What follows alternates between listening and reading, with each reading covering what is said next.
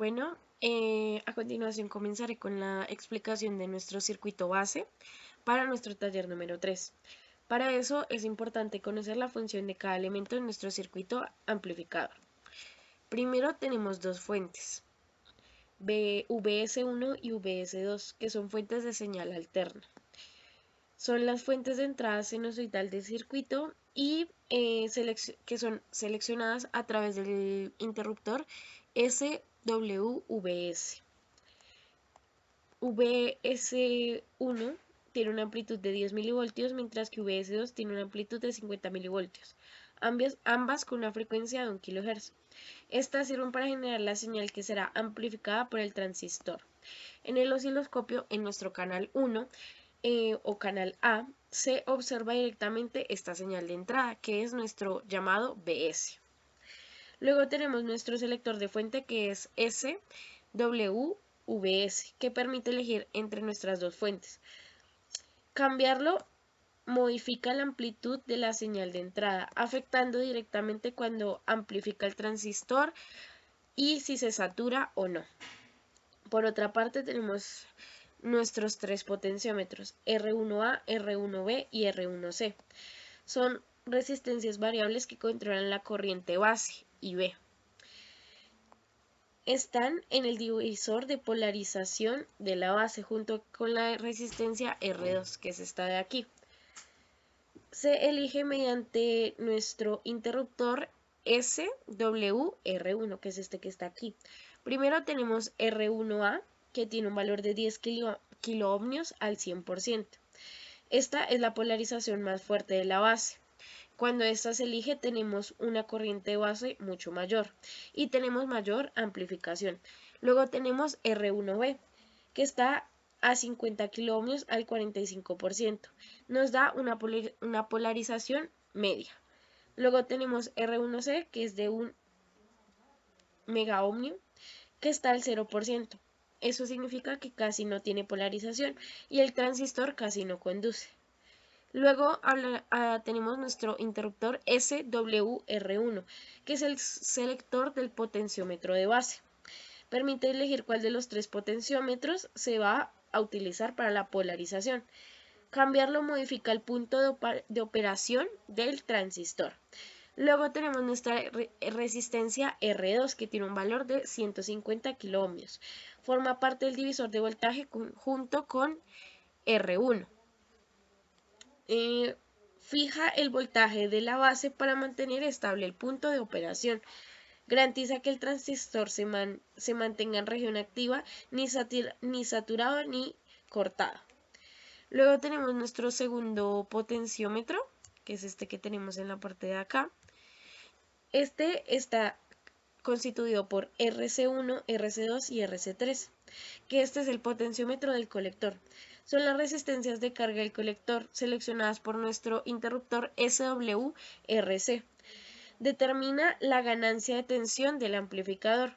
Primero tenemos RC1, que equivale a un valor de 1 kiloohmio al 48%. Esto significa que tenemos una ganancia baja, pero una buena linealidad.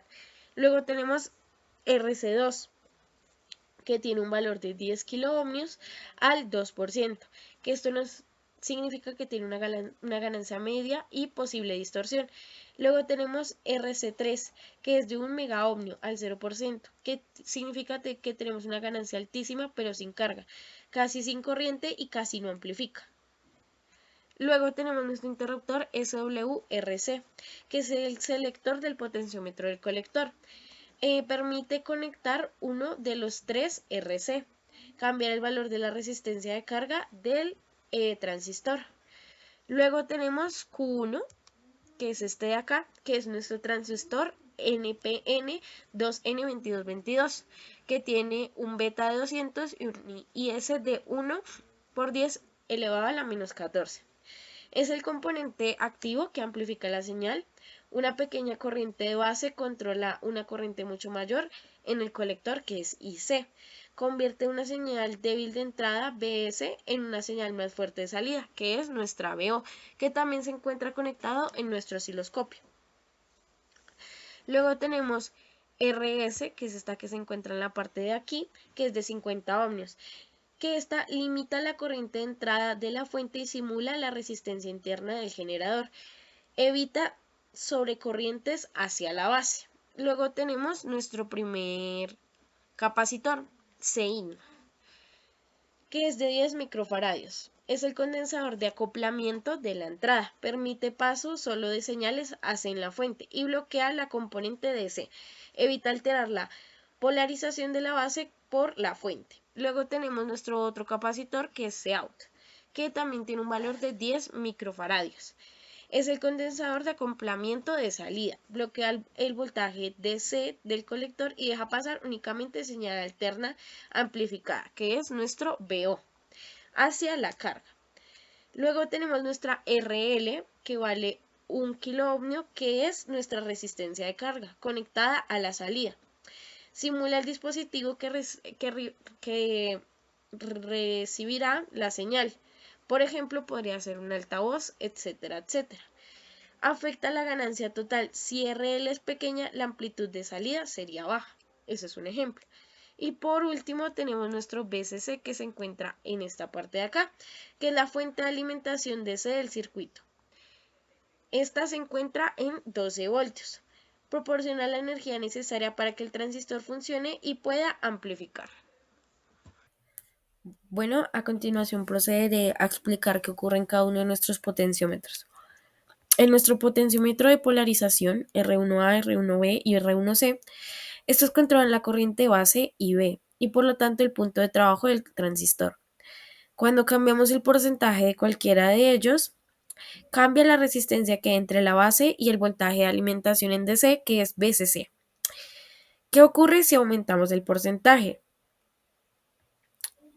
Disminuye la resistencia efectiva y por ello entra más corriente en la base y esto lo podemos ver aquí.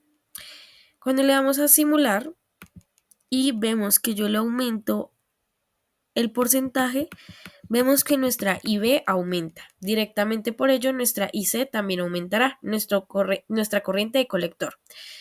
También habrá una caída en nuestra RC.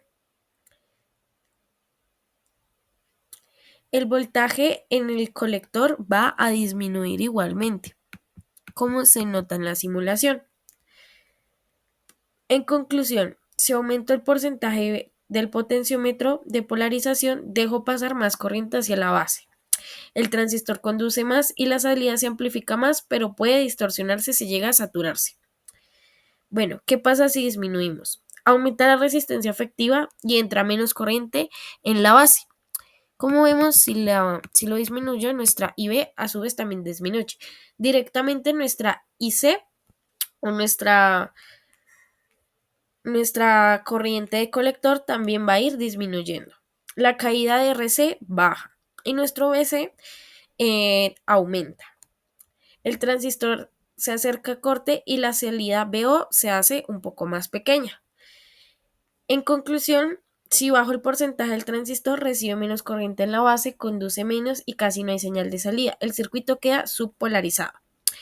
Vamos con nuestro potenciómetro de colector. Estos determinan la resistencia de carga RC, que influye en la ganancia de tensión del amplificador. ¿Qué pasa si aumentamos el porcentaje? Si RC aumenta, por lo tanto, aumentaría su ganancia y BC baja. La amplitud de la salida BO aumenta, pero el transistor puede saturarse con señales grandes. En este caso, si aumenta el porcentaje del potenciómetro, el potenciómetro del colector, sube la ganancia y la señal de salida se ve más grande, pero puede distorsionarse por saturación. Esto lo veremos más claramente en nuestro osciloscopio. Como vemos, yo estoy aumentando el porcentaje y esto hace que nuestra señal se vea mucho más grande. Si la hacemos mucho más pequeña, si le disminuimos el porcentaje, esta se va a hacer mucho, mucho más pequeña, como se muestra en nuestro osciloscopio. Si se disminuye el porcentaje, como dije anteriormente, baja RC, por lo tanto disminuye la ganancia de tensión. B se sube y la salida pierde amplitud, pero la señal se vuelve más lineal y estable. En conclusión, si bajo el porcentaje del potenciómetro del colector, la ganancia disminuye, la señal se ve más pequeña, pero más estable y sin recortes, como lo vemos aquí en nuestro osciloscopio. Ahora procederé a explicar qué es lo que ocurre cuando aumentamos o disminuimos el porcentaje en nuestras señales. Comenzaremos con los potenciómetros de polarización. Exactamente comenzaremos con R1A. Bueno, ¿qué es lo que ocurre en R1A? Si aumentamos el porcentaje, aumenta IB, el transistor conduce más, directamente I se aumenta, B se baja y BO sube su amplitud, como podemos ver en la simulación. Pero, ¿qué ocurre en el osciloscopio? Como sabemos, la onda amarilla es nuestro canal A, que es la señal sinusoide completa de nuestra fuente, que es nuestra referencia. En el canal B, representa BC, va bajando. Digamos, si acá yo la voy aumentando, vemos que la línea azul va a ir bajando. Bueno, ¿qué ocurre con el canal C o BO? La señal crece en amplitud y se ve más grande. En el canal D, que es BC pero en AC, aumenta la amplitud también. Por eso es que este lo manejamos al 100% para poder lograr ver las ondas. Bueno, ahora, ¿qué ocurre en R1B? Bueno, en R1B, si aumentamos el porcentaje del potenciómetro, IB disminuye. El transistor conduce menos, BC aumenta, la salida BO disminuye. Pero, ¿qué ocurre en el osciloscopio? Si yo lo aumento, el canal B sube, como se puede notar aquí, pero sube en el nivel de C. En el canal C la onda se ancha. Si vemos cada vez que lo vamos aumentando, se va mostrando en la parte inferior un anchamiento. Y la onda D cada vez se hace de menor amplitud. Bueno, ¿qué ocurre ahora en nuestro R1C? Que es la de un megaohmio. Si aumentamos el porcentaje, ya que es una resistencia muy alta, al aumentarla casi no habrá corriente de base. Ahora, ¿qué ocurre en el osciloscopio? Vamos a proceder a bajarla un poco y vemos que, como dijimos anteriormente, tenemos nuestro canal A, que es la de referencia, y en nuestro canal B, la señal sinusoidal se va deformando. Con una parte plana en la parte inferior de nuestra gráfica. Esto ocurre cuando el transistor no conduce. Bueno, en nuestro canal C la señal es también pequeña. Vemos un recorte en la parte de abajo, como se ve aquí. Y en nuestro canal D es igual a BO, pequeña senoidal, y con la parte plana en la parte de abajo, que es lo que podemos presenciar acá. Bueno, ahora procederemos a mirar el comportamiento en nuestra potenciómetro RC, en nuestros potenciómetros RC. Bueno, comenzaremos con nuestro potenciómetro RC1, que tiene un valor de 1K. Bueno, en este caso el transistor tiene por K carga resistiva. Si aumentamos el porcentaje del potenciómetro, sube el valor efectivo de RC. Entonces la caída de voltaje en el colector aumenta y el punto de colector baja. Y la ganancia de tensión aumenta. Pero, ¿qué quiere decir esto en nuestro osciloscopio? Lo vemos aquí. Bueno, ¿qué pasa en el canal B? En el canal B, cada vez que lo aumentamos, la señal baja. La señal se va a comenzar a mover hacia abajo. Por ejemplo, vamos a ponerlo aquí y si yo lo aumento, vemos que nuestra señal azul va a comenzar a bajar. En el canal C aumenta su amplitud, significa que la señal crece. Y en el canal D muestra una oscilación igualmente mucho más grande, significa que ambas aumentan su amplitud, como se ve ahí. ¿Qué pasa si lo disminuimos? Como vemos, nuestro canal B va a comenzar a subir y nuestro canal C y D van a comenzar a disminuir en amplitud. ¿Qué pasa en RC2? Que es nuestro potenciómetro de 10K. Aquí el transistor ya tiene una carga grande desde el inicio, por lo tanto su colector está más cerca de saturación.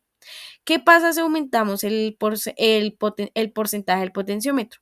Sube aún más el valor de RC. Esto hace que el voltaje colector baje y el transistor entre en saturación. ¿Pero qué significa esto en el osciloscopio? Si comenzamos a aumentarlo, vemos que nuestro canal B, que es el azul, bajó y va a tomar una forma casi lineal. ¿Qué ocurre en el canal C? Este comienza a disminuir su amplitud porque no hay margen para amplificar, y en el canal D se ve una señal mucho más pequeña y también se ven estos recortes de acá. Bueno, y por último, ¿qué pasa en el caso de un mega ohmio? Bueno, ¿qué está pasando físicamente? Cuando aumentamos el porcentaje del potenciómetro, está aumentando la resistencia del colector. Esto significa que por el colector pasa mucha menos corriente, o sea, IC, porque la resistencia es enorme. ¿Qué efecto tiene en el transistor? El transistor casi no puede conducir porque es tan poca corriente que el punto de operación se desplaza fuera de la zona activa. Se va al corte durante gran parte de su procedimiento. Pero ¿qué es lo que se ve en el transistor? Tenemos nuestra señal base, que es nuestro canal A, una sinusoide. Nuestro canal B, como vemos, es una línea casi plana.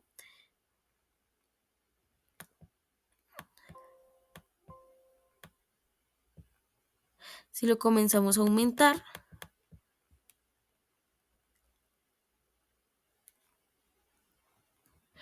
bueno, en el canal C la línea también es casi recta o muy pequeña, y en el canal D tenemos una señal muy pequeña, casi nula.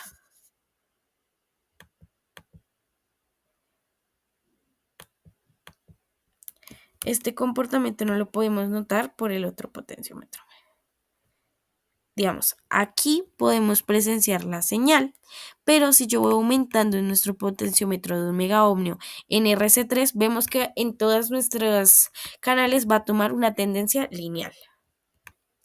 Por último, para terminar esta parte, vamos a ver qué es lo que pasa cuando hay cambio entre las dos fuentes. Si elegimos VS1 o VS2 gráficamente, ¿qué cambios hay?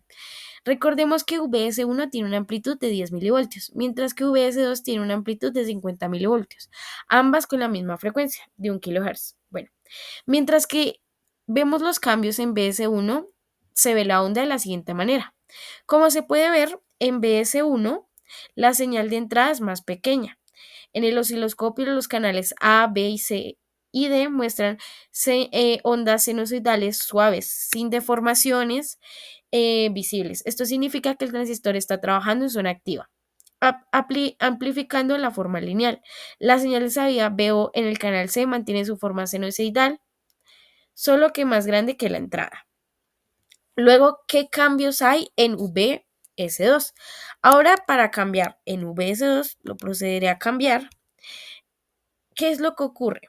Ahora la señal en los canales B y C crece mucho más. La salida B aumenta su amplitud, pero aparece una distorsión en la parte superior o inferior de la onda, dependiendo de qué potenciómetro elijamos. Esto se ve que el transistor ya no está completamente en la zona lineal. Durante una parte del ciclo puede entrar en saturación o en corte. Por eso se ven esos cortes o partes planas en algunas de sus gráficas. Y por eso se ven las amplitudes mucho más grandes en nuestra fuente de VS2. ¿Qué ocurre si elegimos el valor de nuestra fuente de VS1 o nuestra fuente de VS2? Con la fuente de VS1 el transistor recibe una señal pequeña. Esto hace que la corriente base y la del colector sean bajas, manteniendo el transistor en zona activa. El voltaje del colector no cae demasiado y la salida se mantiene limpia sin distorsión. Mientras que al cambiar al VS2 la entrada tiene más amplitud, entonces la corriente de base aumenta y el transistor conduce más. Esto hace que la corriente del colector suba, el voltaje del colector baje y el transistor se acerque a saturación. Por eso, aunque la señal de salida es grande, también empieza a perder linealidad.